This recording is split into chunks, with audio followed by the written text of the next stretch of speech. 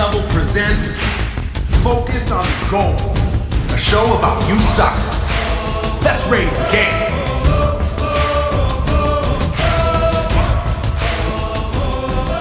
Ready? We're live. Ingar's got his coffee. He's a happy man. We're good. So, hello. We're back. Next Level family and anybody else that may be tuning in watching. It's me again. It's Danny. I'm here today with Ingar, our director of coaching, if I'm not mistaken. That's like your official title, I believe, right? Yes, sir. Yep, love it. Coach of 2018s, obviously kind of been one of the main people involved at creating Next Level in its conception, one of the people that have been here since the start. But yeah, I'm excited to have a fun chat with you today. We'll chat about just whatever. But yeah, do you have, anything you want to say to the crowd or myself or, Josh smirking in the background over there? No, let's just jump right into it. Jump right in, love it. So one thing that like in the year and a half I've known you now, obviously know that you're Norwegian from Norway. But I still have I've never really learned your story about like where you're from, your heritage. I think I just heard you speak Norwegian for like the first time myself. So that was kind of cool. So I want to know a little bit more about like what was it like growing up there, what got you here to the United States, all that jazz. So, I'll just talk to you. Sure. So yeah, I grew up in Norway. I moved. My first time in the U.S. was in 2000. I was a foreign exchange student in high school. Nice. And I spent 11 months in Utah, in Orem, Utah. I lived with a couple of different host families there. Nice. And then I went back to Norway, finished school, and then came back to Michigan to go to college in 2003. And I ended up just to go to, was that just to go to school, or did you play college soccer as well? I played club, so I Got went you. to Hillsdale College for a couple of years. For those of you who don't know where Hillsdale is, it's in South Central Michigan. It's a small private college. Yep. They actually got rid of the soccer program the year that my freshman year. So we played club. So we played, Michigan and Michigan State still. Sure. Grand Valley, some of those other schools up there. But that was more in a club setting, so it wasn't funded by the school or anything. And then after that, I ended up at Mercier's College in Erie, Pennsylvania, which is where I met my wife. And once I graduated there, we ended up in Virginia for a couple of years, Yep. 4 or 5 years. And then we moved to Arizona in 2018. And so we've been here since. And obviously I've been around soccer my whole life. Of course. I've been in the U.S. pretty much since 2003. Yeah. So 22 years. And, at this point, I'm going to be 42 in a couple months. And so I've spent more than half my life in the U.S. and I became a U.S. citizen. Just recently, right? 3 or 4 months ago. Yeah. That's amazing. So that's kind of been a long journey. So yeah, that's just kind of like my background, really. For sure. No, you have 2 kids as well. Both play here at the club at Next Level. Lucas, 2012, plays on the 2012 boys red team. And Evelyn, who I was fortunate enough to be able to coach last year as well on the 2013 girls. Both take, even in the time that I've been here and for like a year and a half, huge leaps in their development, both of them, from what I've seen, from what the stories that you told me for both of them, where they were even 2 years ago to where they are now. And even from what I've seen in the last year and a half through their development, it's been really cool to see. And being a part of Evelyn's journey a little bit more specifically firsthand, because I was her coach last year, it was really cool. And then having that, being able to talk to you before trainings, after trainings about just, development in general, but talking specifically about those two, it's, I don't know, it was a fun experience to be with. And I don't know, I guess my question for you is this, with this the development side, that's the keyword, here at Next Level, the main mission that we have is to develop highly technically proficient soccer players, right? And then over the course of that, teach them to be intelligent footballers as well. And I want to know like kind of this year you're coaching the 2018 boys, obviously fantastic group of players. And I want to kind of know what's your approach, what's your methodology, kind of with that next level philosophy, like kind of what's your, because everybody's got their own niche and their own perspective on it, and kind of what's your perspective? Like, what do you teach your 2018s? What's your kind of philosophy, so to speak? Yeah, I think that's a good question. You know, as far as I'm concerned, you know, I think there's many different ways. It's kind of like parenting, you know, it doesn't come with a specific manual per se. Of course. But I think, you know, for me and for everybody else, you have to kind of figure out what works for you. Yep. You know, a lot of this, you know, youth sports in general, it's also tied to other things beyond just the soccer part, you know, teamwork, hard work, character, you know, those types of things. And so I think as coaches and parents, you know, I think that's a way for us to find what works for us, right? You know, you don't want all the coaches to be the same. You want coaches to be able to be themselves. Of course. And I think that's true for parenting as well. And you see that across, you know, 700 plus players that we have at next level now. And parents approach these things very differently, as they should. You know, no family, no one player is the same. As far as I'm concerned, you know, you mentioned Evelyn, and you know, for a while she wasn't all that interested in soccer. You know, she was doing dance and tried volleyball briefly and just some different things, and kind of came back around to the soccer part, and really the EPA program that we run with the Chandler School District here has been a huge part, you know, in her development, you know, where the majority of her it's accelerated her progress working indoor here and getting extra touches, to where now I feel like she's capable of controlling the ball, passing with accuracy, things that she wasn't able to do not that long ago. So Lucas has been a little bit different. You know, he's played since he was younger, since really I got involved with Steve and the rest of the guys here. So they've had a little bit different sort of journey to this point, you know, as far as they're concerned. I think as far as we are, you know, trying to work with players at next level, you know, you're right. I coached the 2018s. I think some of the things that we really try to do here is develop players that are technically capable at a younger age. You know, Steve talks all the time about how we want to mature players technically by the time they're 12. I agree with that, you know, and a lot of the stuff that we do is ball work. You know, we do rondos.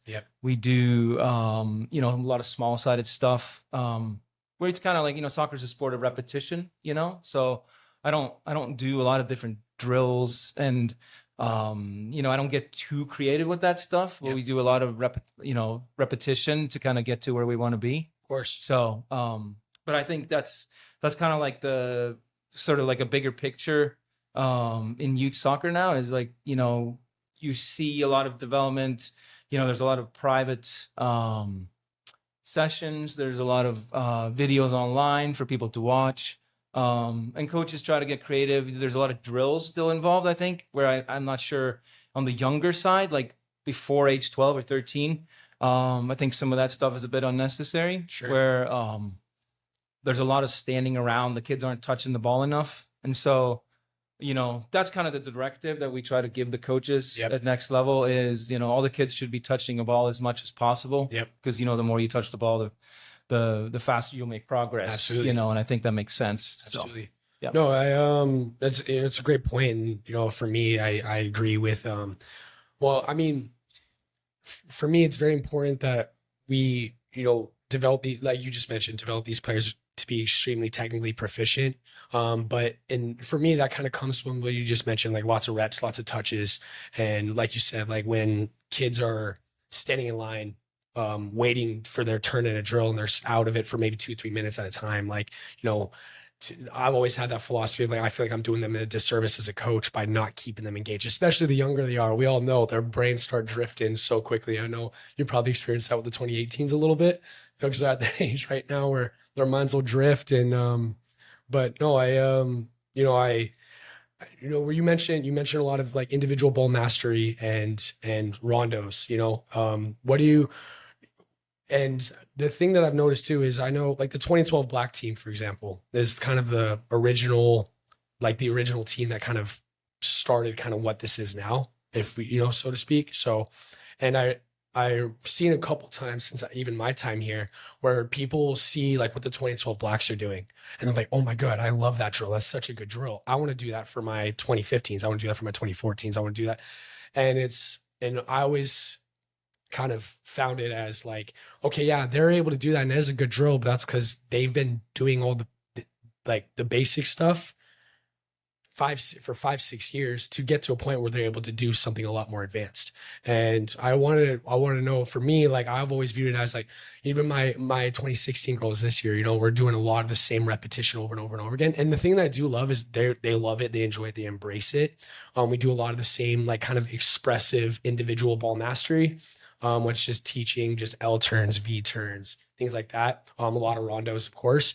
And I've had a couple parents go like, are we gonna advance to anything higher? Are we going to do anything more? And my answer to them is always, no, we haven't even mastered a 3v1 or a 4v1 rondo yet. Why are we going to start doing moving rondos and all these other concepts when we haven't quite mastered this yet? And I wanted to know, like for you with the 2018s, obviously those boys, special, hope to see a lot of those kids go professional one day, but I wanted to know what your philosophy was with players you have guys like Alex and guys like Nigel, and I know Balita plays with Joao's 2017s, but like you have guys of that caliber at such a young age. How do you keep them focused, mentally engaged, while still keep them passionate about the game without kind of that joy of trying something new dying? Like what do you do with them?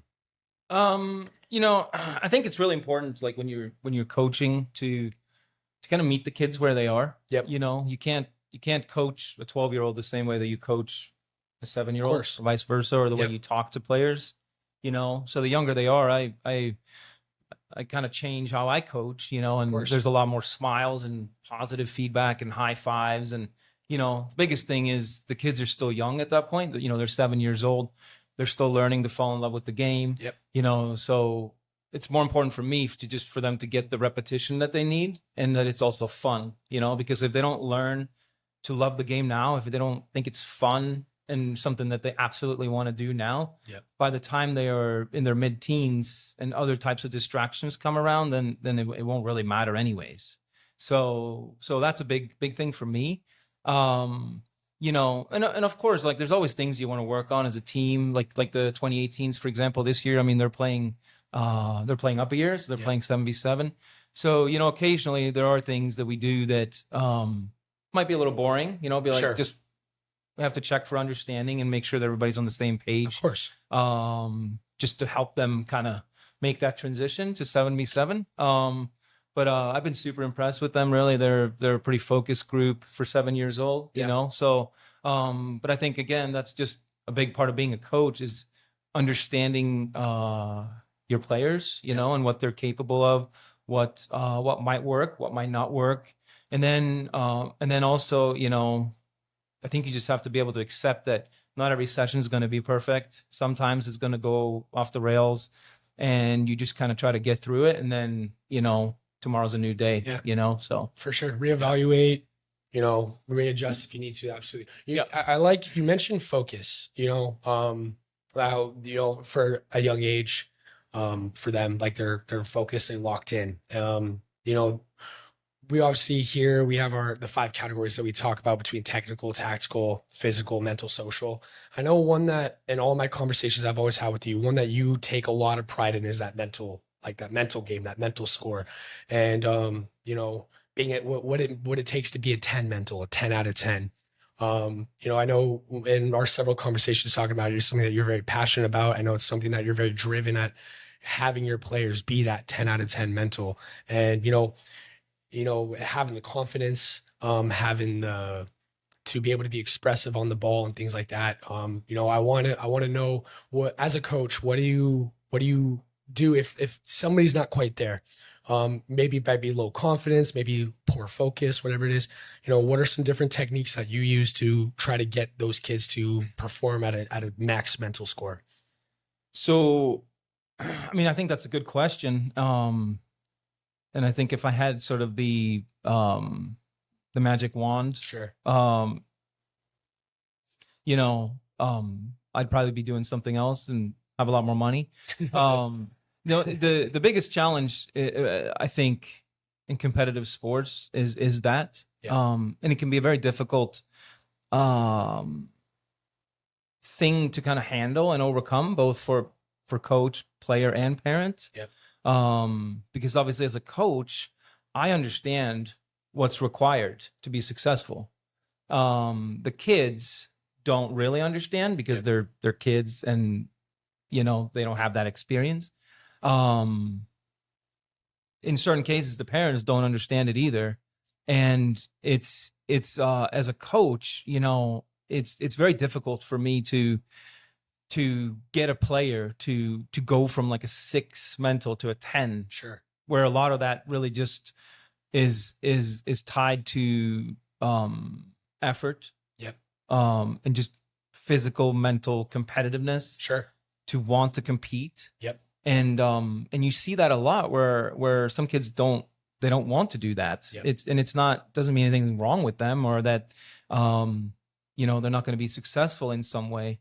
But I do think the further off of a 10 mental score, which is really just high intensity, high effort, maximum level of competitiveness. If you're not willing to do that, then it's hard to be successful in a competitive sport like soccer. Absolutely. And I think, as coaches, obviously I communicate that often to the players. I focus a lot of my time talking to them about attitude and effort. Yep. And I think because those are the two things that you can control. And I would like to see more of the parents talk to their kids about that, because it's kind of like one of those things that should be a given. Yep. And if you don't bring that, then it doesn't matter all the other repetition that you do on the ball if you don't have that, because the top level soccer today is so competitive that you can't afford to not be a 10 mental.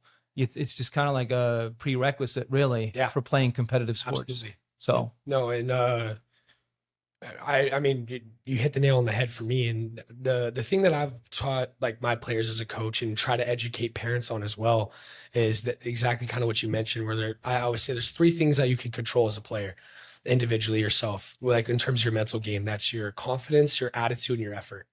If those 3 things are at a max all the time, you always perform consistently. 'Cause we've all been there as players. We have days where our first touch might be off, our passing execution might be off, our finishing, taking players on 1v1 might be it's not our day. It happens. But if I can control those 3 things, my confidence is always high no matter what. My effort's always at a max.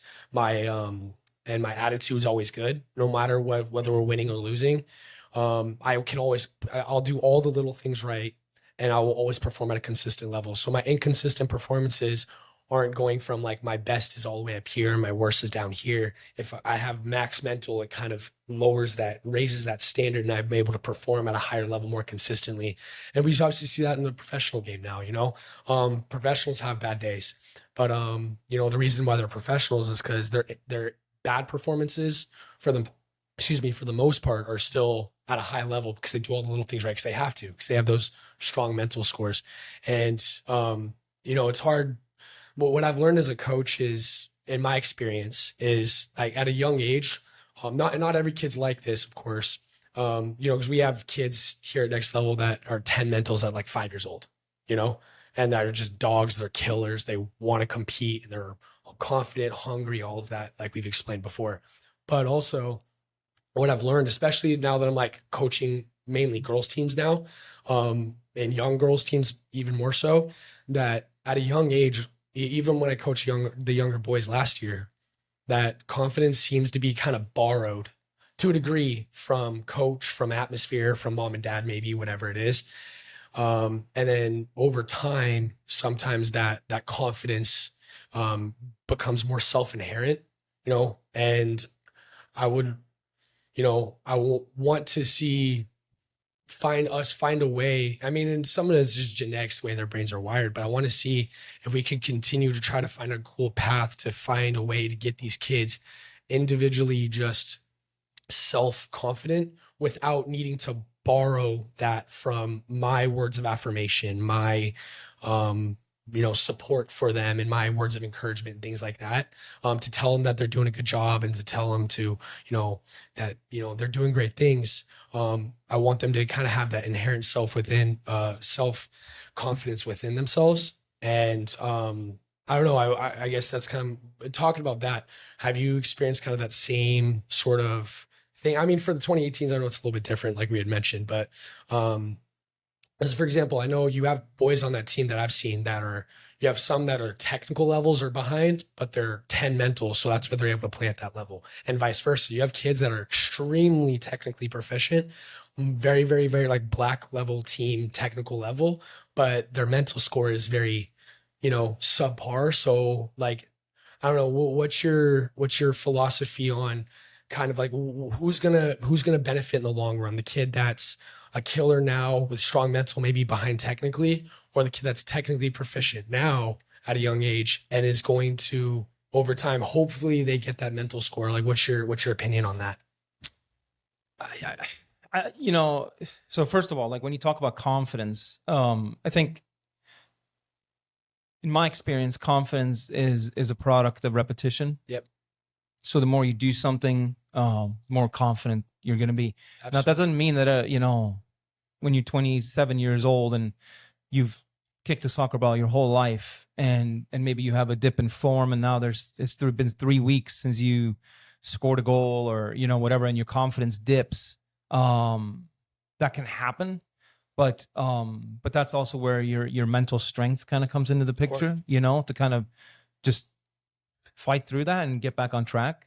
But obviously the younger you are, I think it's easier to feel less confident because you haven't had enough repetition yet. Sure. So it's like, the coach wants me to be able to ping the ball, 25 yards, across fields, at 7v7 or whatever, and you don't feel confident doing that. Yep. Odds are you're probably not even going to try it, right?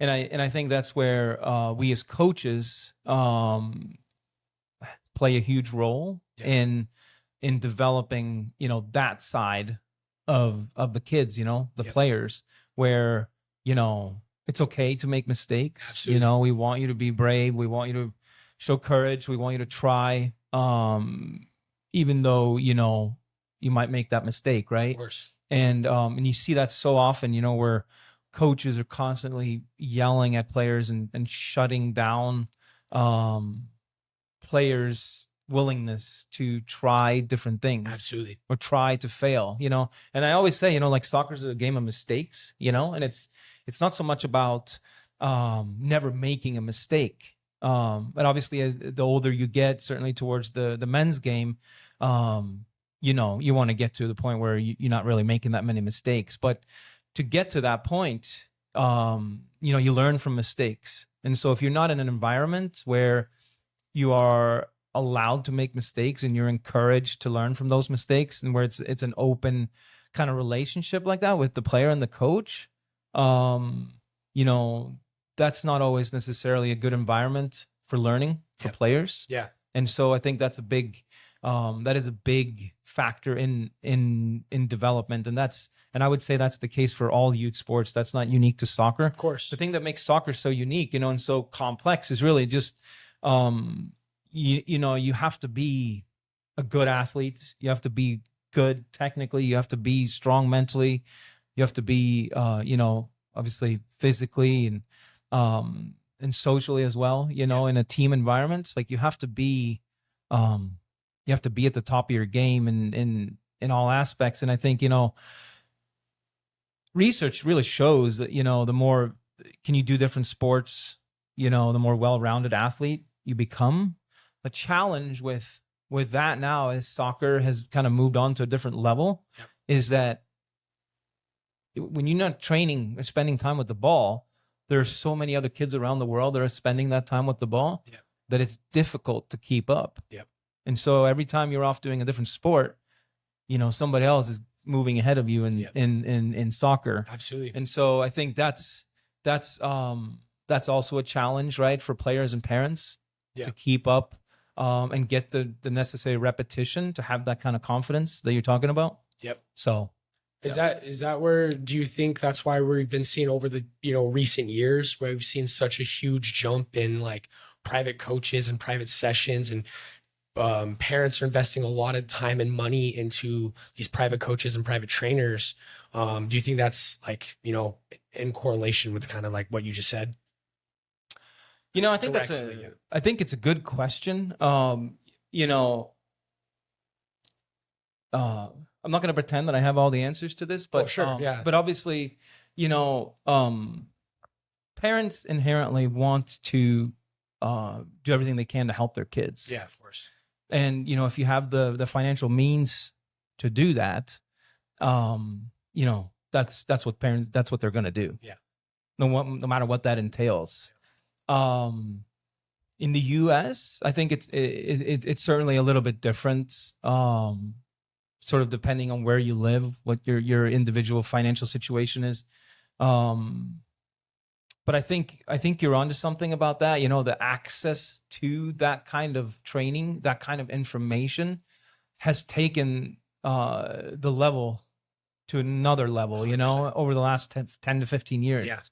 And certainly, like, if you compare the game now to, especially on the youth side, like if you go back 10, 15, 20 years, the level today is way higher. Oh, it's and the younger kids that are starting to play now are much higher level than the 6, 7, 8-year-olds were back then. Yeah. And I think a lot of that comes from access to individual training. Sure. Parents can go online on YouTube and different forums, and see different kinds of training videos that they're doing with their own kids, in their own backyard or whatever. And obviously the emergence of individual trainers, private sessions, that's obviously become a bit of a business as well. Sure. And so I think you're seeing a faster level of progress for kids in the younger age groups. Mm-hmm. So there's no doubt about that for sure. Yeah. No, I mean, like you mentioned it like 10, 15 years ago. I mean, yeah, did it exist? Probably somewhere. But I just remember growing up when I was a lot of these kids' ages, there was none of that around, there wasn't anybody out there, and there was times where like my own club coach, Trey Thompson, he would like, tell like me and my brother, Robbie, me and my twin brother, he'd tell us, hey, Baca's come in, like 30 minutes before training tomorrow. And hey, I want to work on something with you too, and I was like, okay, so there'd be those moments where he'd want to see us work on, driving a ball or whatever. But that was very far and few in between. And it wasn't, we weren't paying him to do it. It was just, he's like, hey, come in 30 minutes early so we can work on this. My high school coach, Jeff Perry, when I was at Gilbert High School, similar, like we'd train. And then, oftentimes a lot of us would want to stick around after training. And, we'd be doing so I'd be doing some shooting, some ball striking, working on free kicks. And if you notice my free kick form was kind of off, he'd be like, hey, Baca, come here. I'm like, all right, just come over. He's like, hey, I want you to approach the ball like this, blah, blah, blah. I'm like, okay. I'd go and do what he told me. And then hit like 5 or 6 reps and they would be a lot more consistent and whatever. So like I'd get some of that individual direction from my own personal coaches, but I never had any like private trainers or anything like that growing up. And obviously, myself, I'm a private trainer now. I help, do privates and, but like you scrolled, and I think the obviously growth of social media and the social media presence and a lot of these kids having social media accounts and a lot, there's a little bit of good and bad to both of that, which I don't want to get into right now, but it's kind of to what you just said. Like I'm watching what a lot of these 6, 7, 8-year-olds can do. And like the fact that, we have 6, 7, 8-year-olds in the club that can juggle a ball over 100 times. Like it's unbelievable. We have 6, 7, 8-year-olds that, when they're hanging out with some of us UPSL players, we're able to be in a little juggling circle with them and they could just do 2-touch, chest pass, keep the ball in the air consistently for 20 passes in a row. Like I was never even close to that level, like not even close when I was that age, you know? And from my knowledge and from what I heard from, you know, the unbiased opinion of my parents and the coaches I had growing up when I was playing rec soccer as a little kid, my brother and I were very dominant in the sport at that age. Gifted physically, kind of had an inherent technical quality growing up, but seeing what these kids can do now, it's unbelievable.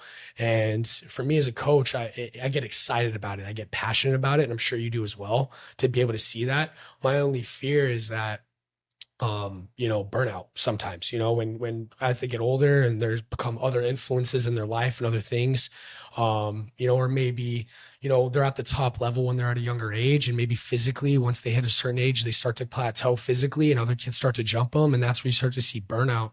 And I want to try to, do my job as a coach to avoid that the best I can. There's only so much we can do, right? But I wanted to know what your opinion was on kind of burnout, on like, do you think there's any ways, if at all, that we could try to help prevent that?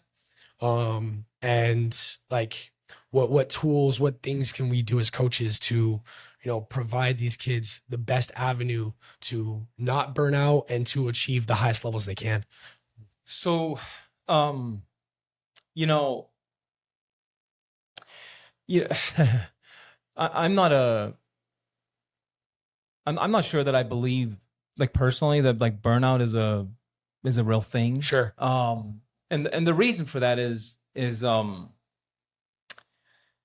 you know, and it kind of goes back to what I said about like learning to love the sport. Yep. And love what you're doing. And I think a lot of it also depends on like, what is your goal? Yep. You know, and I feel like sometimes we as players or parents, maybe coaches, you know, we're very, it's very easy to use the word, you know, burnout. Sure. As an excuse or as a reason for the real reason why things didn't work out. I didn't reach the level I wanted. Right. To. Yeah. You know, so it's like, you know, it's like maybe you're 15 or 16. It's not really working out for you. Sure. You know, and, you know, I'm burned out. But, you know, again, it goes back to what is your goal? You know, if your goal is to play professionally, right? Your goal is to play in the Premier League or La Liga or MLS or whatever. Sure. And, you know, and at some point, either you have the level to do that or you don't. Yep. Right. And if you're on that track and if you love what you're doing, like you're not going to burn out. Yep. You know, does it happen? Maybe. Sure. You know, maybe you're just like, you know what? I don't want to do this anymore. But is that burnout or is it just, I don't want to do it anymore? Yeah. You know? So I think that's, my philosophy has always been play as much as you can, train as much as you can. If you want to be the best at something, why not spend as much time as you possibly can to try to get to where you want to be? Absolutely. Because, you know, how many, like, if you look at the numbers, like how many professional players are there in the world? You know, it's not that many. No. You're competing against, you know, millions, really. Yep. And so what's going to separate you from everybody else? And so it's like, maybe you're going to burn out, but what's the alternative? That they just become better than you anyways. Yep. So if that's what you want, if that's that's your dream, that's your goal, you know, then you don't have a choice. You know, you got to train, you got to put in the work, you know, you got to get your touches in. And doesn't always mean that we just go and train 8 hours a day. Yeah. It means, you know, you have to be very specific about, you know, what do I need to be able to do to Yep. play at this level? Yep. You know, and then can we develop a specific plan for what to work on, or what are my strengths, what are my weaknesses, so that you attack those areas, right? And spend your time deliberately, so that, you know, because nobody's going to go out and just train blindly, you know, like it's for 8 hours a day. Yep. That's not a thing, right? So I think a lot of those things could be mitigating factors, you know, like if you Sure. get more specific about the type of training that you need, you know, now it's easier to kind of stay more focused on the, you know, like this is what I need to do. Yep. I need to be better at ball striking. I need to be better under pressure. I need to be better at 1v1 defending, or yeah, absolutely. And I guess that's where the private trainers come into play as well. You know, like finding someone that can, that's where I highly encourage people to go explore options as for private trainers, you know, and ultimately, like once you've explored options, if there's somebody that, you know, you find the best fit, best atmosphere for, you know, of course you can, but like, I don't know. Like for example, for me as a private trainer, my main thing that I do is I teach ball striking. So I feel like it's a lost art that a lot of people don't really, a lot of people don't really teach anymore. Like, hey, I want to get a ball to behave a certain way. How do I physically do that? How do I technically do that? Right. And it's why it's very important for me, because at a young age, if I could teach a kid how to properly strike a ball, how to properly, once they can probably strike a ball, hey, how do I get the ball to behave? You know, how do I get the ball to whip? Right? How do I physically do that? And, you know, and for example, like, can I teach all the other things in a private atmosphere? Sure. But there's other guys that I would say, like, for example, Jacob Harvey, right? He's a center back, right? Defender. It's, you know, been his position. So if somebody wanted to come do, hey, I need to get better at 1v1 defending and posture and things like that, right? Now, of course I could do it because, you know, I consider myself a highly intelligent player, highly intelligent coach. And I could do it, but I would say if that's what their need is, I'd say, hey, go to this guy.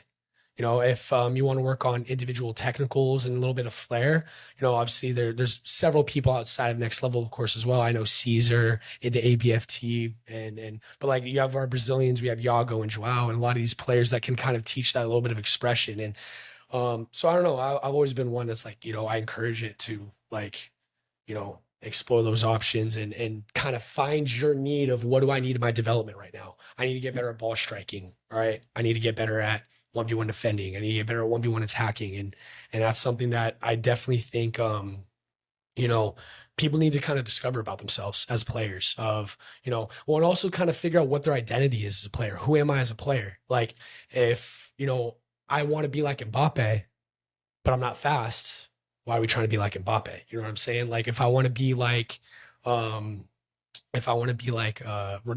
but I'm 5'4", it's not going to happen, you know? So trying to figure out what my identity as a player, what are my strengths, and can I maximize those strengths as a player and understand what the best role for me is, you know, and because ultimately that's what, if you kind of figure that out, for me, in my opinion, and obviously that can change over time, you know, through your physical development as you get older, when you play for one coach, you know, maybe you transition to a different coach, different system, formation, those roles can change sometimes, but kind of figuring out what am I good at? And I'm not going to try to be something that I'm not. Is that something you kind of agree with as well? 100%. I mean, yeah. I think I think this is a sort of it's not unique. Definitely it's not. It happens in every country. But I do think that it's a bigger problem in the United States. And I see a lot of parents being like overly attached to what position their son or daughter plays. And I think a lot of it comes from a lack of appreciation for the roles of the different positions. Sure. Like if you look at Italy, for example, like defenders over there are worshipped. You know, they block a shot or like a goal line, you know, clearance, or you know, like that's treated like it's a goal. You know, and it's but here, you know, you deal a lot with parents. Certainly, I have over the years, where you know, my son's a striker, you know, or my son, you know, is a winger, or my daughter's, you know, she whatever, you know, and it's. But to your point, you know, it's like if you're trying to, you know, you're trying to force a player, you know, or a certain skill set onto a player that they may not have. And that can be very difficult for a parent to accept, you know, but I think that's where parents have to trust, you know, coaching. Right. Like, you know, there's no agenda for most coaches anyways, you know, certainly the ones that I know. There's no agenda, you know, there's no vendetta against certain players. Like it's as a coach, you know, our job is to be, you know, impartial, right? Our job is to try to help each kid, Yep. right, and try to kind of steer them in the path that's going to lead them to success, Yep. right? And you know, like in my example, for example, I mean, so Lucas, for example, he plays center back. He's played center back for years now, Yep. and there's a reason for that. You know, Lucas is more of a defensive player. Yep. You know, he's not, you know, a winger or a striker that's going to like run in behind or take players on as much, you know, but he has other skill sets, you know, like he reads the game well. Yep. He has good passing, Yep. you know, those types Absolutely. of things. And so I've never once tried to steer that conversation into like, oh, my son or my daughter should play this position because that's what I want. Yep. You know, but I also come from, you know, I played soccer my whole life and I understand, you know, and I appreciate every position. Yep. You know, so for me, like if my kid said, you know, I want to be a goalkeeper, I'd be like, yeah, go for it. Yeah. You know, what's the big deal if your kid's a striker or a goalkeeper? And I've never understood why parents care so much about what position their child plays. Sure. Because it really shouldn't matter. Yeah. It's irrelevant. Yeah. You know, if they love playing soccer and the coach thinks this is the best position for them, then that's what they should play. Yep. You know, like you got to play to your skill sets. And I think why try to force so what would you choose if you're going to be the fifth option at striker? Sure. You know? Yeah. But maybe you could be the first option at center back. Sure. Are you still going to want your kid playing striker, or are you, let's move to center back? Yeah. You know? Yeah. And I think that's, you know, Casemiro is a perfect example, right? I love Brazil when he was going to the tryout camp, you know, and yep. And so they asked him, you know, how many of you are, you know, strikers or forwards, you know, attacking midfielders, and like tons of players raised their hands, you know, and then, okay, well, how many of you are defenders or defensive mids, you know, and there was a lot fewer players that raised their hand. Yep. And so he's like, yeah, well, I'll go do that, you know, I'll do that. Better opportunity, right? Yep. Better chance. And look at him now. Look at the career that he's had. Yep. He, you know, he's at Manchester United now, and like I think he makes over 300,000 a week. Yep. You know, and so I think you have to be very deliberate about looking at that, like with a clear picture in mind. Sure. Because as parents, I think we have a tendency to kind of want to steer that conversation based on what we think or what we want. And most parents don't have the background or the knowledge to really understand what that means or what it looks like or what it should be. Yeah. And so you have to be really deliberate about not steering your player down the wrong path. Yep. In those types of situations. Absolutely. You know, so Dude. That's what I'll say about that. But that happens a lot. And I think, you know, the pay to play sort of environment that we have in the US is certainly a factor with that, Sure. you know, where, you know, it's, hey, I'm paying for this. I want to have a say. I want my kid to do this, or, you know, so, but that's difficult to get rid of at the moment, you know, the way that things are operating. Things are structured here. And that was obviously the big bulk of my conversation with Paler last time, was talking about that side. But no, what to your point though, talking about, you know, the Casemiro story and finding your strengths as a player, like, I'm a believer, especially at a young age. I like to try to rotate, you know, especially like through 77, like during 77, there are 2 years of 77. I like to rotate a lot of my players through like a lot of the positions on the field. You know, we usually, you know, here we usually play 2-3-1, 2 in the back, 3 in the midfield, 7-11 and an 8, and then a striker at 9 up front. And I always like, and obviously you saw this last year, even when I coached the 13s, even though we were playing 9v9. I mean, Evelyn's a good example. I played her at the 9, I played her at the 10, I played her in the back, played her at the 6. Usually somewhere in the spine. Obviously, not having a full-time keeper last year, she played a goal as well. But I've always been at, you know, kind of at the younger ages, kind of getting them to understand different roles. Now, I believe that they have kind of a strength and a primary role that they'll play a majority of the time or more often? Sure, of course, you know. But That's why I always generally bring very small roster. You know, if I'm playing 77, I usually only bring in like 9. So I only have 2 subs. That way, when I make subs and do rotations, I can rotate roles in different positions. And so they can like understand the game more, understand, hey, as a 6, this is kind of, or as a 6 or an 8, this is my role. This is what it's needed from me. As a 4 or 5 in the back, this is what's needed from me. And do you, with your 18s, the reason I'm asking this is because with your 18s, obviously, technically age-wise, they're still supposed to be playing 4v4, but they play up because of the level that they're at and play 7v7. And I already kind of know the answer because we scrimmaged, my 16s have scrimmaged against your 18s a few times already at training. But do you tend to try to rotate a lot of those players into different roles as well when you play them? I do, but probably not as much as I should. Okay. There's a couple different reasons for that. Sure. You know, it's very physically demanding for the kids to play up a year. Yeah. In a perfect world, they would play 4v4, you know, Yeah. a little bit longer. But, you know, just because of where they are and sort of the competition, like that's here locally in Arizona, I think that's kind of where we are with them. But yes, in the younger age groups, you definitely want to expose the kids to different positions. I think one of the first things that I look for is the player a proactive player or a reactive player?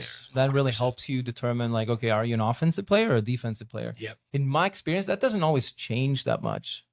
It can change. Yeah. And certainly, you know, the more time players spend on the ball, try to work on their offensive game, that can change. But you know, it can be a challenge to just kind of like constantly move kids around. Yep. You know, at that age, you give them more than 1 or 2 things that you're kind of focusing on. It becomes difficult for them to kind of like 100%. focus and remember and kind of like know all the different things. So my advice to coaches really is yes, you should move them around, but I wouldn't like do that all the time. And I would probably prefer maybe go like 2 or 3 months to really learn a position. Yep. Before maybe you put them more into a different position. Sure. You know, and yes, you know, of course, like there's certain players that you know, certainly on the group that we have where, you know, they rotate a little bit. Yep. And then of course there's a couple of players that no, like these couple of positions, that's what suits you right now in this group. Yep. So let's stick with that for now. Yep. So I think that's just part of coaching, and it doesn't change all that much whether you're 7 or you're 25. Yep. You know, you're obviously in the youth game, you're trying to develop players. When you're 25, you know, it's more about wins and losses. Absolutely. But I think, you know, for the younger kids, you know, learning what's required in each position is a big deal, because even if you're not going to play that position when you're older, like you understand what that role entails. Yep. And so you understand the mind, you know, the thought process of the player in that position. Yep. And what it's like, okay, I'm receiving in this position, so where should I be? What kind of runs do we make relative to the player that has the ball in that position and their movements, right? So I think that's important to kind of have that like built in. Sure. When you kind of enter 12, 13, 14, 15 years old. Yep. So, you know, yeah, that's a big deal for sure. Yeah. And to your point, like you kind of alluded to something, which is something I want to get into as well, is talking about like at a young age, obviously it's, you know, the main emphasis should be strictly development, right? And then obviously as you get older and reach higher levels, then obviously the wins and losses do start to become, you know, important once you get older and reach higher levels, of course. For me, like to your point, like when growing up through my development, I was like a center back when I was young through till I was about maybe 11, 12 years old, maybe I was a center back.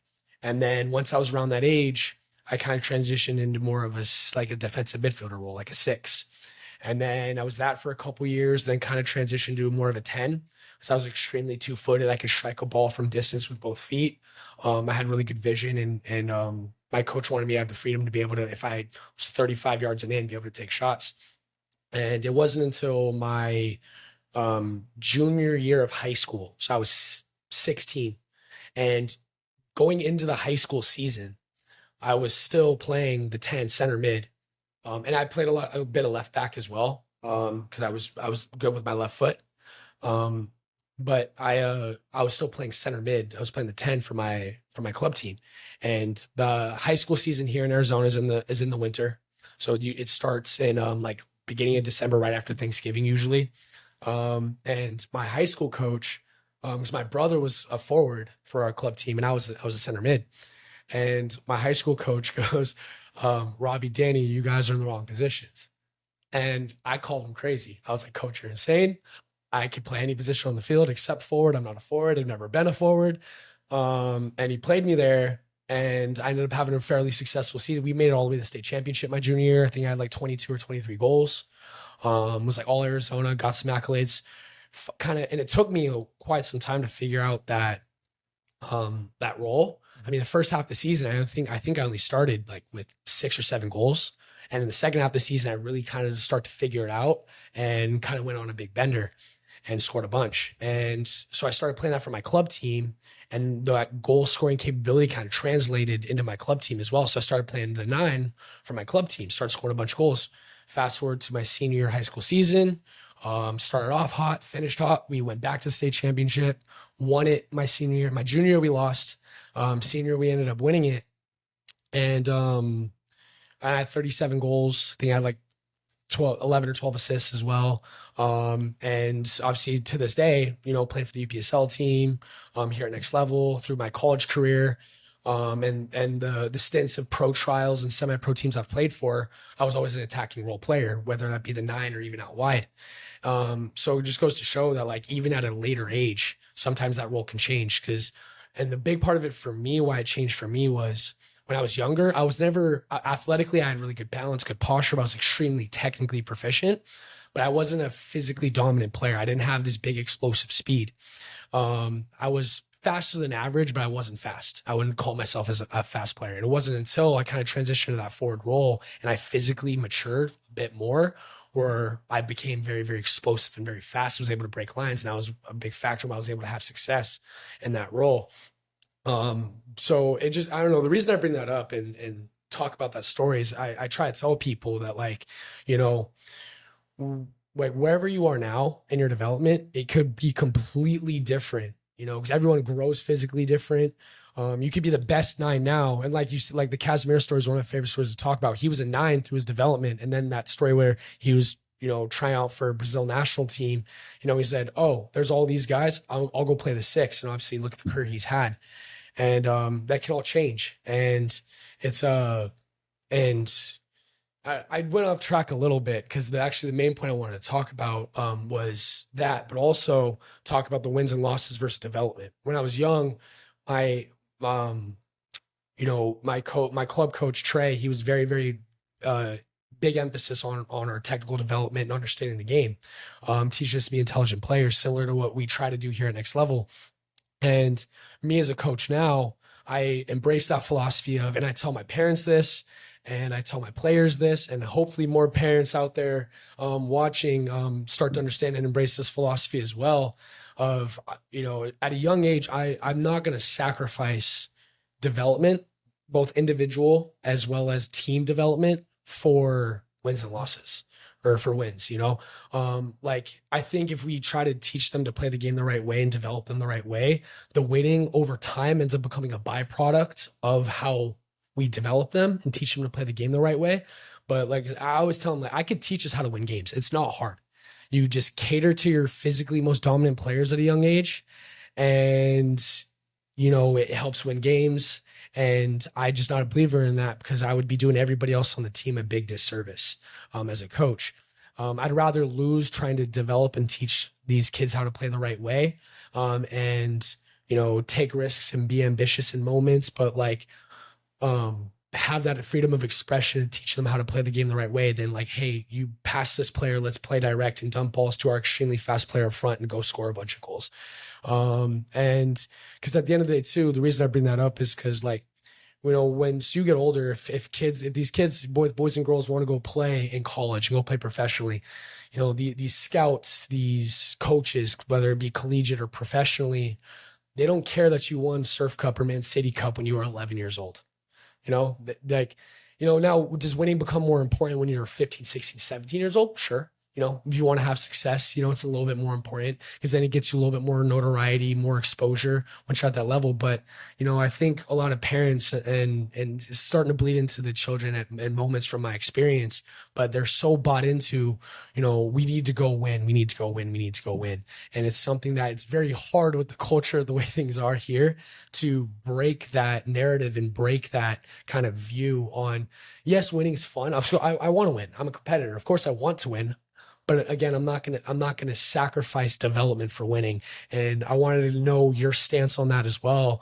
Of course, especially coaching young kids yourself, I'm not gonna teach these kids how to win and sacrifice development for that. And Yeah. What's your stance on that? I think, I would like to say that it's that simple. Yeah. Of course. With it's easy on paper. The challenge, more broadly speaking, is the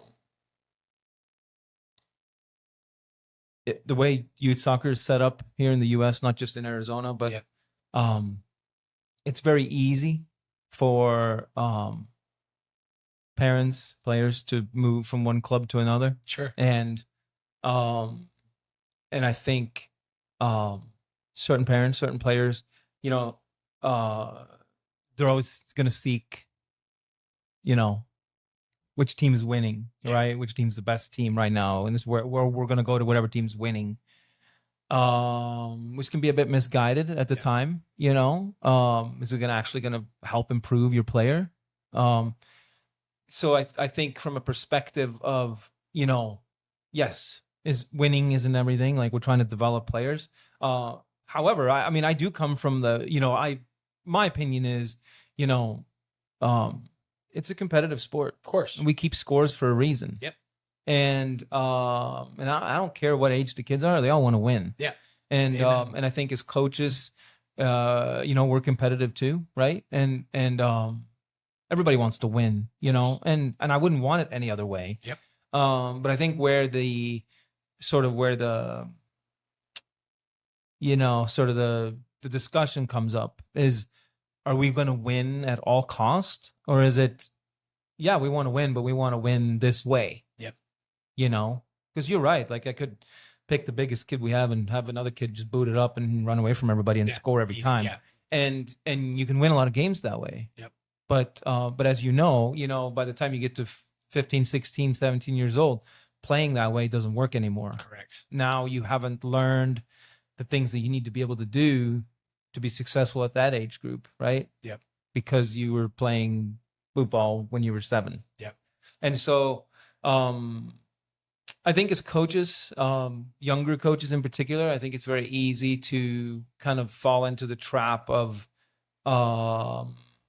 pressure from parents. Have to perform, have right? to Like, win, it's and I don't think that parents do a particularly good job either of understanding the complexity of coaching youth sports, where development and results are sort of like competing against each other. Yep. Where I think it's very easy for parents these days to turn around and kind of point fingers at the coach if the kids aren't doing well, if the team's not doing well. And my philosophy has always been, like, if you have a good game in 3 to 4 goals in either direction, winning or losing, that's a competitive game. Yep. And odds are you're gonna get better. You're gonna move forward. The thing to kind of be careful with is making sure that it's not always in the same direction. You're not always winning 4-0 and you're not always losing 4-0. Yep. Kids have to learn to lose too, like you're not going to win 100%. every game. Yep. And so the kids have to learn that, we lost and that doesn't feel good, but how do we handle that? Okay. How do we bounce back? Yep. Right. So that's a factor too in learning. But you know, as far as I'm concerned, you know, it's like if we're in an event, kids are 7, 8, 9 years old, you're up 2-1, like 3 minutes to go. Yeah, you're playing to win. Yeah, of course. Like Not we're question. we're you know, and I think and I don't think that's controversial. No. Do we play a certain style just to win games at the expense of helping the kids learn what they need to be able to do when they're 16? No. But so I think that's the fine line, right? Like with and my hope is that more parents over time kind of understand that. Yep. Because that hasn't always been the case over the years, you know? So for sure. But yeah. No, I know it's something that we both experienced, you know, through, I mean, me, even as a young coach, I've, you know, I lost the amount of times, you know, those types of experiences where, oh, well, we're losing. Oh, well, we're winning every game. Oh, we're it's like, there's no perfect answer, I would say, but there's, you know, I think that philosophy of that we just explained, I think is, if more people embrace it, the better, I think, not just soccer here in Arizona, but just across the board throughout the United States is, you know, and I don't know, I mean, I digress. I could ramble on more and more about it, but well, let me just add this. So like for example, in like professional academies, like in Europe, for example, those academies don't really care. Yeah, you know, if that's true. because the equation's different. Yep. The goal there is, can I get one of these kids in each age group, you know, into the first team? Yep. You know, X amount of years from now. Yep. So if they get one of those kids into the first team, that's a player that they don't have to spend, you know, 40 million on buying from somewhere else. Correct. So that's how they measure success, right? And here, we get very caught up in, you know, did we win, you know, Cactus Kickoff this weekend? Yeah. And not so much, did I do anything this weekend to help me get to where I want to be? Sure. And you know, and whether your U9 team won or lost that weekend doesn't matter. Yeah. You know, in the long run. But I think to keep and so the reason why I mentioned like wins and losses really from my perspective is more so that we can keep working towards where we want to go. Yep. Because the way youth soccer set up here right now is, and I don't care what club you're in, if you're losing every game, like your team's going to disintegrate. Yep. Right. If you're winning every game, a lot of players are going to want to come to your team. Right. And so over time, you know, you end up in a situation where that narrative is driven by, you know, other forces, other people are coming to your team because you're winning, not necessarily because, oh, we're coming to your team because you're really teaching the kids how to play. Yeah, that's true. Right. And so as a coach, you have to be really mindful about, why am I doing this? What's the ultimate goal here? Yeah. Right. And, you know, you got to be pretty like level-headed, hard-headed.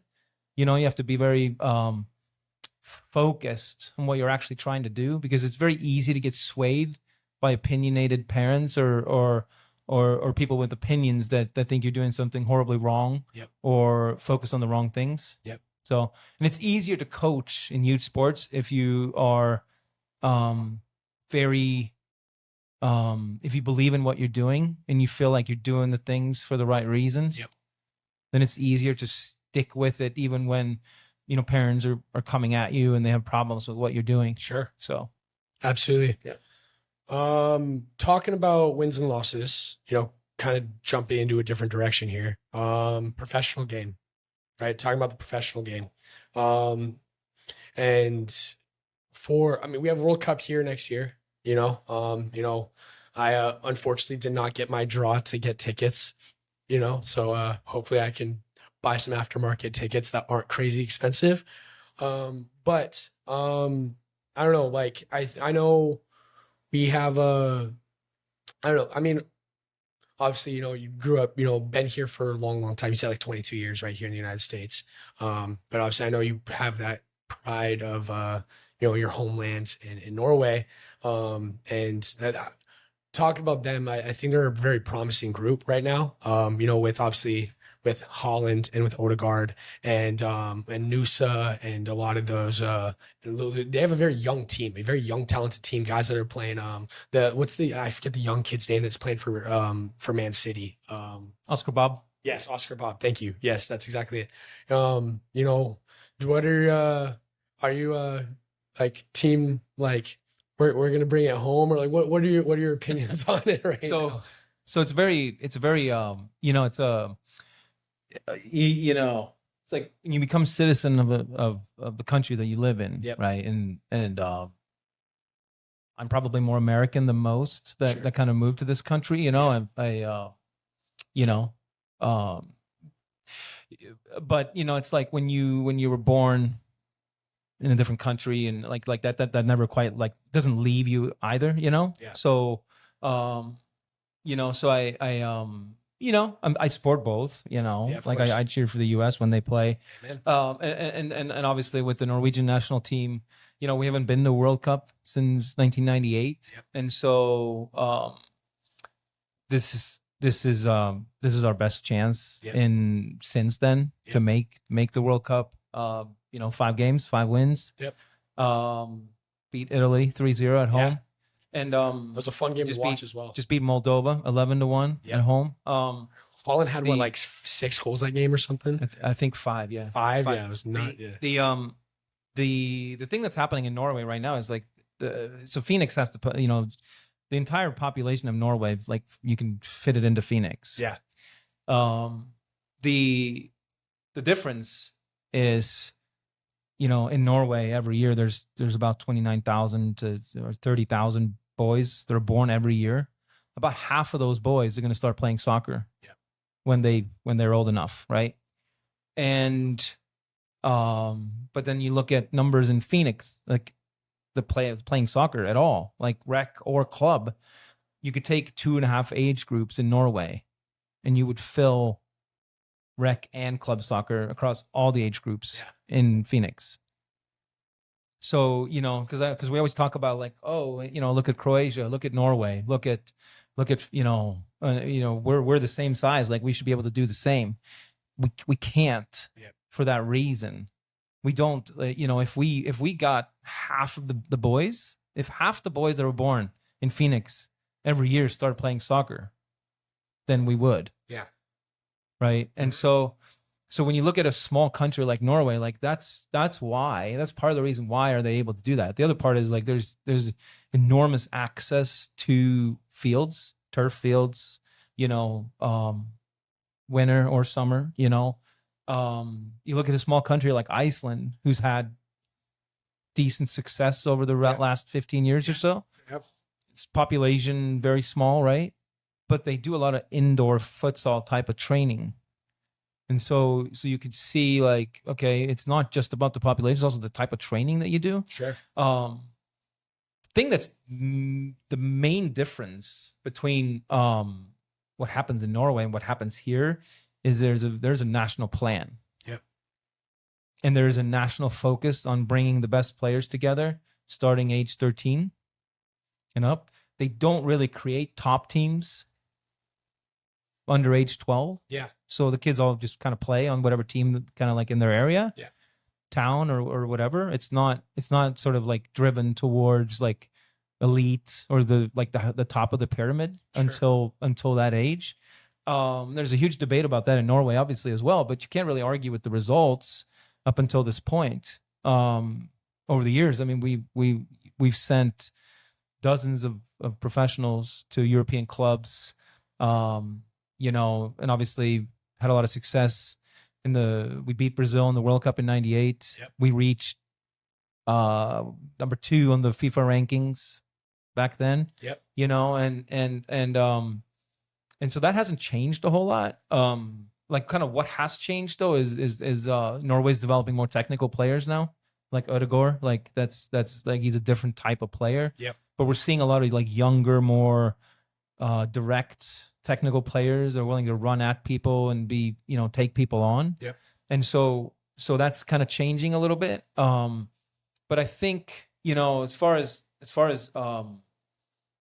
Norway, the World Cup, You know, you know, we watch every game in my household, you know, and obviously if Norway makes it, we're going to go wherever they're playing, if it's Mexico City or, you know, We'll make it wherever, happen, like yeah. we're going. So, you know, and I think that's fun for the kids too, for Lucas and absolutely. Evelyn to kind of like, you know, obviously have something to identify with as well. Yeah. You know, and players that they can look up to a little bit in a different way, you know. Yeah. So, but yeah. No, it's I mean, I'm gonna do everything I can next year to be able to get tickets to a game. I don't even care who plays. I think it's, you know, being able to be. I mean, it's the World Cup's here in my home country. There's zero reason with, you know, that I shouldn't be. But I see, especially for you and your family, to be able to, like, you know, it'd be an amazing experience, maybe amazing atmosphere. And I mean, I think the reason I brought it up is because, you know, like, I think they're one of those teams, like, they're, in my opinion, I think Norway right now is where Belgium was about 10 years ago, 12 years ago, where they had this young generation of a young Hazard, young De Bruyne, young Lukaku, like, and that they had that kind of prime generation for like those two World Cups between Brazil in 2014 and then Russia in 2018. And then you bled into a little bit of this last World Cup of 2022 in Qatar, but that like kind of prime like Belgium team is now kind of expired. They're now gone. I think for me, that new kind of dark horse, wild card, whatever you want to call it, team with young, promising talent, for me, from what I've seen, is this young Norwegian team that I think, you know, do I think they're going to be like the world's best? Or I don't necessarily foresee that when you, especially when you have countries like, you know, like France and Germany and Spain right now. So obviously you know, Spain's also in that boat. I think they have a lot of very promising young talent. You know, but I think they're kind of that dark horse where I think they'll go as far as, you know, they put their minds to. And talking about that strong mental game, I think they have a lot of potential to kind of be that dark horse. And I would love to see, like, not like unbiased, not just because you're here. Like, they've been a fun team to watch. You know, I've been watching the World Cup qualifying. And I'm very anxious to see kind of how they do through this next year, hopefully qualify and be able to make it so they're able to be here next year in the World Cup. But like over the next 3, 4, 5 years, where are they going to be? Where are they going to grow? I think it'll be interesting to see for sure. But as well, talking about World Cup, talking about, you know, the other side of it, the US. Obviously there's been a lot of drama, a lot of you know, I guess skepticism around certain players in the U.S. national team, you know, not wanting to come back and play and stay in their respective countries in terms of like where they're playing, whether it be in Germany or England or Italy or wherever they're at. Kind of, I guess, what's your kind of thoughts on kind of, especially like, as a U.S. citizen, as someone that's supported the U.S. national team, you know, since I was a young kid, watching Donovan and Dempsey and Tim Howard and, you know, some of the all-time greats in terms of U.S. national team players. I feel like right now it's hard for me because I feel like that pride of watching my own national team it's hard right now. Seeing all this, you know, criticism and drama going on. Being kind of a dual citizen, you know, what's your opinion on kind of what's going on in the U.S. national team right now? If I could be like pretty direct about it, I think it's a mess. Yeah. It is. I think it's a mess. I think U.S. soccer is on the wrong track. I think not strong enough leadership. Yeah. No direction. There's no national plan. There's 1,000 different platforms through our development. Honestly, it's just, you look at a country like the US, like the population that we have, and even if we get a smaller percentage of the total pool, like that end up playing soccer, there's no reason why we shouldn't be better than we are, right? But it kind of goes back to what type of training do we have, right? What type of environment do we have for players to develop to become players that can actually compete at the top level? Yeah. And we don't do it. Right, like it's the if you look at I would say like up until like U12, U13, it's not because of U.S. soccer, but it's because of a lot of people that care around the country that are doing a great job in various clubs to develop players. But we're right there in these age groups, in the younger age groups. The kids that are growing up in the U.S. right now that are 10, 11, 12, 13 are not inferior to what happens elsewhere in the world. The problem becomes because of the whole MLS, U.S. soccer, competing interests, and unfortunately, the players are not the center of attention. Yeah. You know, and if we want to be a nation that can compete at the very top in World Cups and that kind of stuff, that has to change, right? But how do you change that when you have people at U.S. soccer that are afraid of people at MLS, right? And the MLS is looking out for ways to make money and protect what they have going, and not necessarily how do we become a nation that develop top level players. Yeah. And so the challenge for those of us that are kind of like boots on the ground in the different states and cities and clubs is obviously we have talented players. Like, what do we advise them to do? You know, and it almost becomes a situation where it's like, you want to really go for it. Like, you can't continue playing in this country. You know, It's true. And it shouldn't be that way, Yeah. you know, but nobody wants to do anything about it, Yeah. you know, and and the problem really becomes when your livelihood is tied to, you know, the individual, the decision makers, right? Their livelihood, it becomes more important than doing the right thing. Yeah. And so until somebody kind of decides like, we got to change direction, nothing's going to change. Yep. And you see that at the top of U.S. soccer, like it's a buddy club. I mean, you know, all you have to do is look back to the last World Cup with Gio Reyna's situation and the parents and messaging the coach. And, you know, what other country does that happen? You know, and it's like a microcosm of what you see at youth soccer. Yep. You know, and so, you know, because I have a lot of parents that come to me and they ask, what's your advice?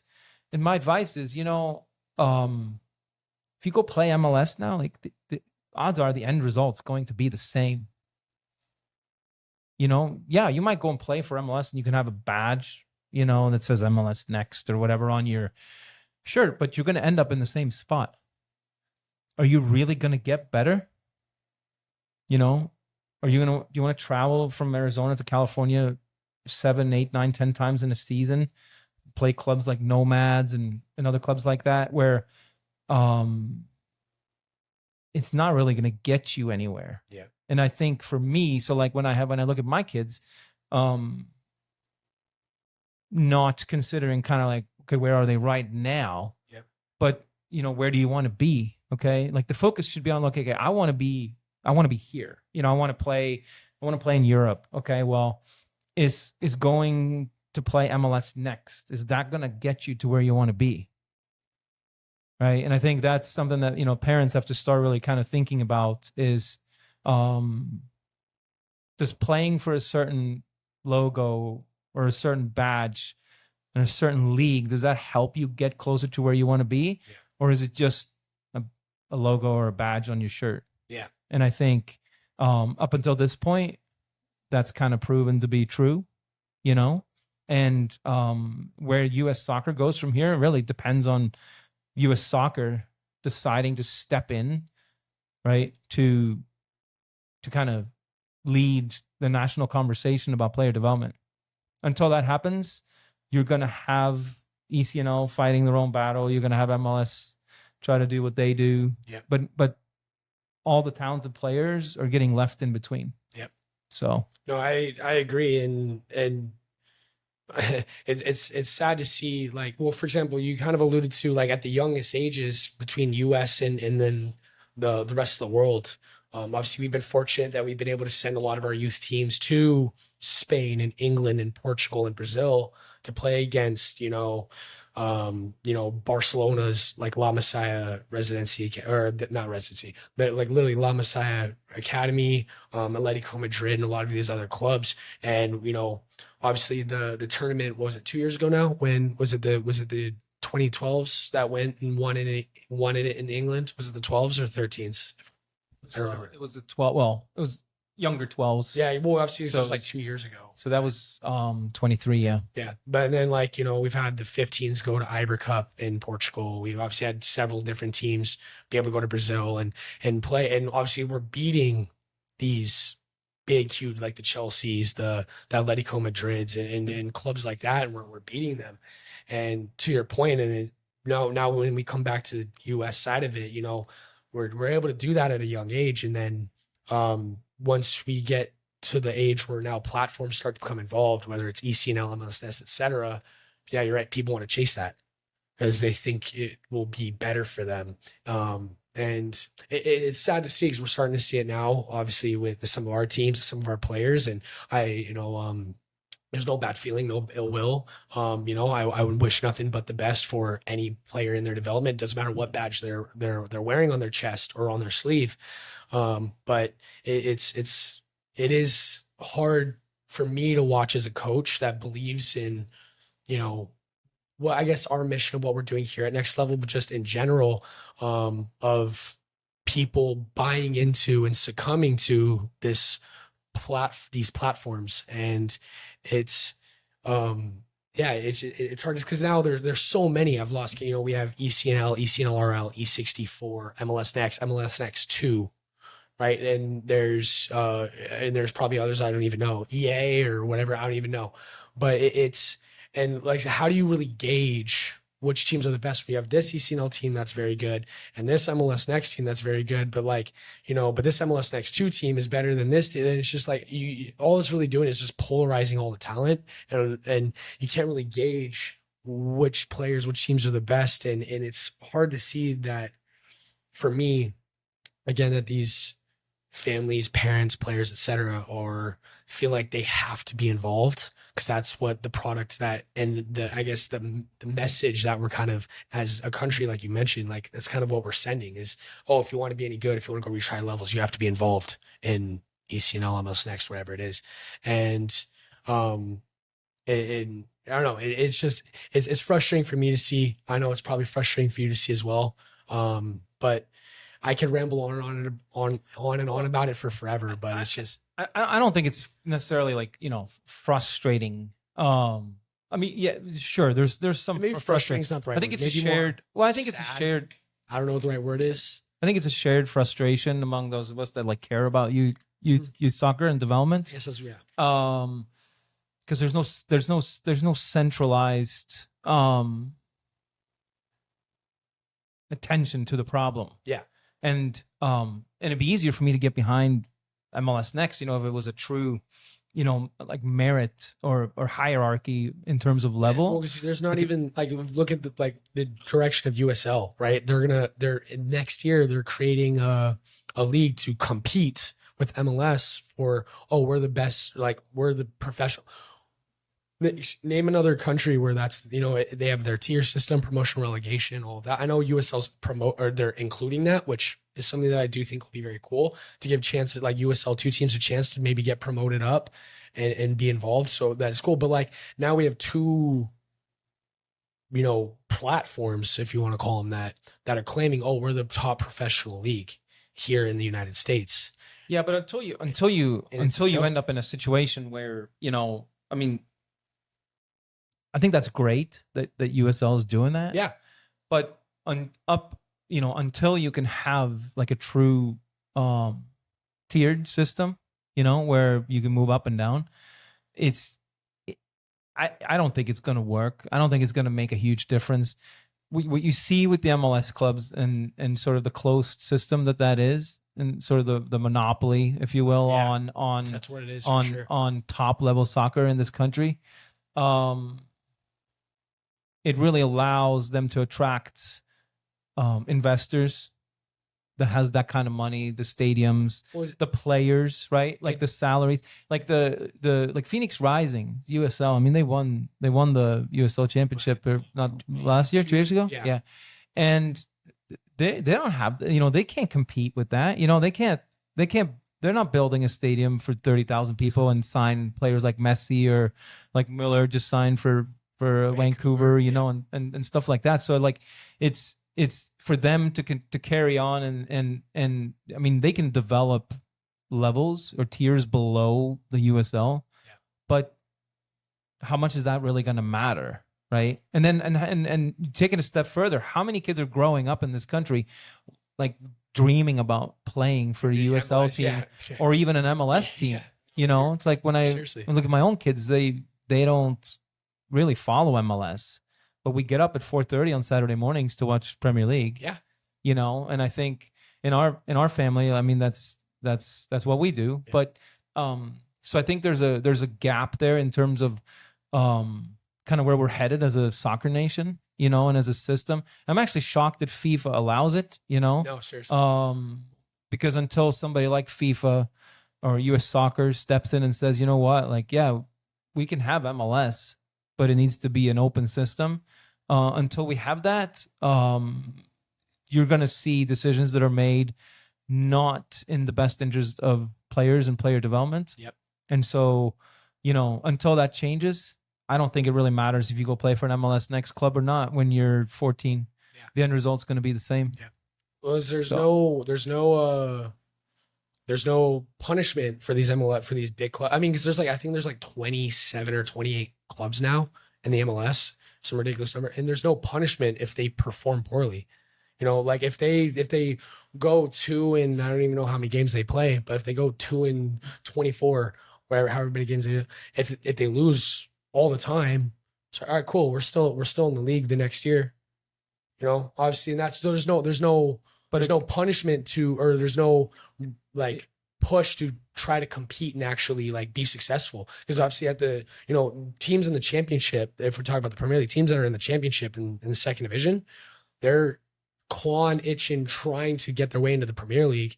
And obviously teams in the Premier League that maybe just got promoted the year before, whatever, they're trying to find a way to stay at that level, right? And the fact that we don't have that it's like, to your point, it's like, it's embarrassing. Yeah, it's you're rewarded for incompetency. Yeah, exactly. And that's but I've never understood that in the first place. It's like you see that in the NBA, you see it in the NFL.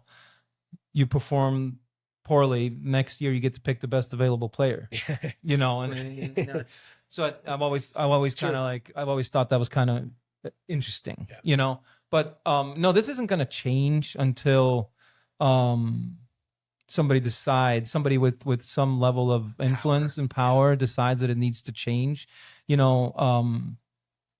the same thing in the MLS, USL, the hierarchy, the tiered system. It's the same thing for MLS Next. It's some of these clubs in the MLS Next system are not performing year after year after year. But there is no consequence. They're not threatened to be like, okay, you don't get to be an MLS Next team anymore, club anymore, because you're not performing. There's that's not really a thing, right? And so it doesn't, like, nobody's moving the needle towards a more competitive league. Sure. Do you get like 5 or 6 really good games in that league, for example, here in our parts of the country? Sure, you do. But here at Next Level, for example, I mean, we've had scrimmages with with Galaxy, for example, LAFC, different clubs that are higher level, like among the better teams. And so if your goal is to just play better games, like you can always do that. But if for some reason you think going to play for a club just because like, oh, they have MLS Next, it's not really gonna make a huge difference, in my opinion. On the flip side, I feel like MLS and MLS Next have done, whoever their marketing people are, whoever the concept of it, probably deserves a huge bonus. They've done a really good job of kind of selling it as something like sort of extraordinary, in something so elite that This you is the can't top of the afford, pyramid like you for can't youth afford to soccer. not be involved with it. Yeah. And I think that they've done a good job with that, but that doesn't match the reality. Yeah. And you know, and we can talk a lot about different programs, you know, and I don't know that we need to do that, you know, but it's if you go to these types of programs, then you know it should be a higher level. Yep. And the teams that you're playing against should be a higher level, because ultimately that's what's going to move you in the direction of becoming a better player. Yeah. You know, the badge isn't going to do that. Yep. So until and when we get to a place like that, I worry that, you know, U.S. soccer is going to kind of be at a standstill. Sure. Which is not really what anybody wants to see, but Yep. that's where we are. So Yeah. Amen. No, it's I mean, for well, but first I want to say I don't even know how long it's been. It's been probably an hour and a half, 2 hours at this point. But we're just rambling, which is good. But no, Ingar, I want to thank you for being here. I do want to allow you to have one little closing statement for our audience, whoever's watching this, whether it be kids or parents or both. If you had like one piece of advice to give, whether it's young soccer players or parents or just, you know, U.S. soccer in general, if you had to give one piece of advice, what would that be? Sure. So, I guess from my perspective, you know, Next Level's come a long way in this is our 4th year, to where we are a little bit over 700 players now, in the club. And, you know, and we've sort of developed the whole sort of pyramid from U6, U7, all the way through U19. We have UPSL teams. We are starting a UPSL women's team. And, you know, this is our 3rd year with girls teams. And so, you know, we're in some ways, we're still like in our infancy, you know, and in terms of where we started and where we are and where we want to go. But I just want to thank everyone for trusting Next Level and trusting us with your child's development. You know, when you choose a club, sometimes you choose a club, sometimes you choose the coach, you know, and I think those two things go hand in hand. That's why we try to bring in the best coaches, because we know that that's a big part of player development and having good coaches. It doesn't work if you don't have good coaches. You know, we've spent a lot of time and money on developing Paloma. Obviously, we've opened in the north. We have plans in the west.